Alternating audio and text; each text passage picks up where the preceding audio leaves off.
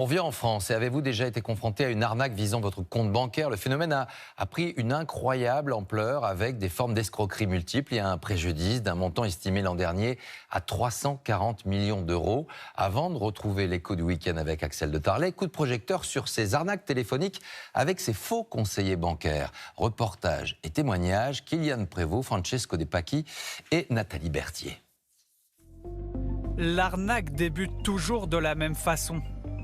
Un appel avec le numéro de votre banque qui s'affiche. Au bout du fil, un homme qui prétend être votre conseiller bancaire. Mais derrière cet interlocuteur se cache en réalité un escroc prêt à tout pour vider votre compte en banque. Un coup de fil qui peut alors coûter très cher. Ce coup de fil, Leslie Cardo l'a reçu il y a quelques jours. Le faux conseiller bancaire l'alerte, son compte a été piraté. Elle doit faire vite et valider des achats pour qu'il puisse contrer la fraude. Mise en confiance, prise de cours, elle s'exécute. Il y a une fraude, donc on va vous aider. Il me dit, bon, maintenant, vous allez recevoir une notification d'un paiement, 1500 euros. Je fais, ah quand même. Il fait, oui, mais vous en faites pas, on va le stopper net avant quoi que ce soit. Donc j'ai dit, d'accord. 1500 euros partis en fumée. Les escrocs les ont utilisés pour louer une limousine. Et elle est loin d'être la seule victime. Ce couple s'est lui fait voler pas moins de 10 000 euros avec le même procédé. Ouais. Ces gens-là, ils sont très très forts dans la manipulation mentale. Donc voilà, on a foncé parce que nous, on était persuadés d'avoir affaire à quelqu'un de la caisse d'épargne, à quelqu'un de bienveillant qui voulait juste nous protéger, protéger notre argent. L'escroc va même tenter dès le lendemain de leur soutirer encore plus d'argent.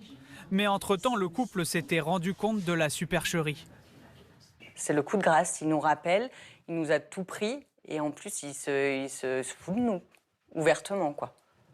Donc, et puis voilà, il nous dit qu'on peut toujours essayer de le retrouver, qu'on n'est pas les premiers et qu'on ne sera pas les derniers. Leur banque, la vraie cette fois, ne les remboursera pas. Elle évoque une négligence grave. Les clients doivent absolument vérifier qui est leur interlocuteur. Alors comment les arnaqueurs arrivent-ils à afficher les numéros de téléphone des banques? Nous avons fait appel à Sento, un vidéaste qui se définit comme un chasseur d'escrocs. En quelques clics, il nous fait une démonstration. Vous, Sento, vous êtes capable de reproduire n'importe quel numéro de téléphone, c'est ça? C'est ça. Alors pour vérifier, j'ai choisi une banque au hasard. On va voir justement si vous pouvez reproduire le numéro. Ça vous prend combien de temps là? Juste le temps de taper le numéro de téléphone en fait. Et de composer le vôtre. Et il y a bien le numéro qui s'affiche, bien le numéro de la banque en question. On a besoin d'un serveur téléphonique au même titre qu'on pourrait avoir chez un opérateur lambda. Et dire à ce serveur, je suis le numéro un tel, je veux contacter telle personne. Et avec un simple logiciel, on peut reproduire ça. Cet outil, les arnaqueurs en sont friands. Les fraudes aux faux conseillers sont en hausse vertigineuse, plus 78% de cas recensés en un an sur cette plateforme d'accompagnement des victimes. En face de nous, nous avons des vraies mafias, des cybercriminels qui sont très organisés. Certains sont spécialisés dans la collecte d'informations, d'autres dans l'exploitation. Et comme ils en font une activité, ils sont vraiment très professionnels. Pour ne pas se faire avoir, petit rappel, un conseiller bancaire ne demande jamais d'informations au téléphone. Et il ne faut jamais valider un paiement ou un achat à distance sans en être à l'origine. Et une confirmation, la brigade des fraudes aux moyens de paiement n'a jamais peut-être été autant occupée face à ces escroqueries. Bonsoir Axel de Tarlet. Axel, d'abord, le nombre de victimes effectivement explose. On l'a vu, plus 78% sur un an. Alors vous avez l'arnaque à la carte bancaire, c'est 168 € en moyenne. Vous validez une escroquerie tout simplement. Ouais. Puis il y a l'arnaque au virement. Là c'est un peu plus, en fait c'est le faux conseiller qui vous persuade de transférer tout votre argent de votre compte vers un nouveau compte soi-disant sécurisé. Là, vous pouvez perdre plus de 3 000 €. Et même, ça peut être beaucoup plus. Vous avez vu, à Paris, cette semaine, arnaque au faux conseiller bancaire.